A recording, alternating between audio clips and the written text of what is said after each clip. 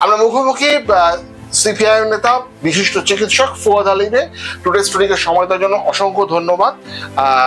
আমার প্রথম প্রশ্ন আপনাকে, সিএসসি বিল নিয়ে আপনার কি বক্তব্য?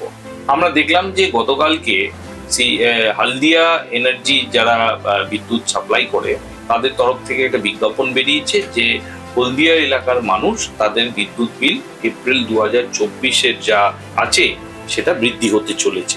ঠিক একই রকমে 10ই মে টেলিগ্রাফ পত্রিকায় সিইএসসি 3টে বিজ্ঞাপন বের করেছে এবং স্পষ্ট কথা ওরা বলছে ওই বিজ্ঞাপনে যে অপারেটিভ লাইন আছে যে CESC accordingly six to recover, কথাটা রিকভার লিখেছে, not net revenue shortfall of 1161 crores for 2019-20, 2020-21-এর জন্য তারা বলছে 1126 কোটি টাকা বকেয়া ওরা তুলবে এবং 2021-22 তৃতীয় বছরে যারা হিসেব দিয়েছে 1344 কোটি টাকা, মোট মিলে হচ্ছে 3628 কোটি টাকা ওরা বকেয়া আবেদন করেছে বিদ্যুৎ রেগুলেটরি কমিশনের কাছে।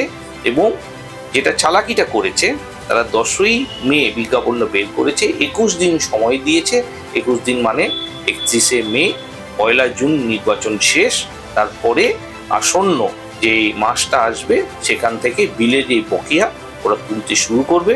হিসেবটা মারাত্মক, 3628 কোটি টাকা যদি তুলতে হয়, মোট 34 লক্ষ উপভোক্তার কাছে প্রত্যেকটা মিটার গড়ে হিসেব আসছে 10,600 টাকা।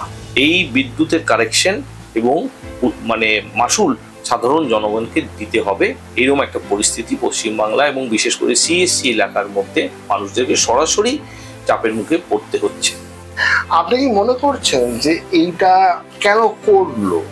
এটা মানে স্পষ্ট যে ক্যালকাটা ইলেকট্রিক সাপ্লাই কর্পোরেশন, আমরা দেখলাম সুপ্রিম কোর্টে আমাদের পার্টি সিপিআইএম ইলেকটোরাল বন্ডের বিরুদ্ধে সংবিধান বহির্ভূত সেই প্রক্রিয়া ইলেকশন কমিশনও আমাদেরকে সমর্থন করেছে তাদের এফিডেভিটে। যখন এই বিষয়টা স্পষ্ট হলো তখন আমরা দেখলাম যে সিইএসসি মালিক যারা আছে তারা তৃণমূল কংগ্রেস পার্টির খাতায় 464 কোটি টাকা হস্তান্তর করেছে।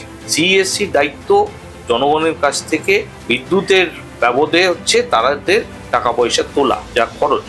আমরা দেখছি যে এই যে 464 কোটি টাকা যেটা দেওয়া হলো তার কিন্তু অনুমোদন যারা সিইএসসি উপভোক্তা আছে তাদের কাছ থেকে নেয়নি। ফলে সাধারণ জনগণের টাকা তারা তৃণমূল পার্টি হস্তান্তর করেছে জনগণকে না জানিয়ে। আমি মনে করছি যে সিইএসসির বড় অপরাধ। এবং সুপ্রিম কোর্ট এই সুর রেখে যে কথাটা বলেছে, এই কোম্পানিগুলো টাকা পয়সা দিচ্ছে রাজনৈতিক দলকে, তারা কিন্তু মানে তাদের নিজস্ব স্বার্থ রক্ষা করার বাইরে অন্য কোনো কারণের জন্য দিচ্ছে না, এটা সুপ্রিম কোর্টের ভাষা।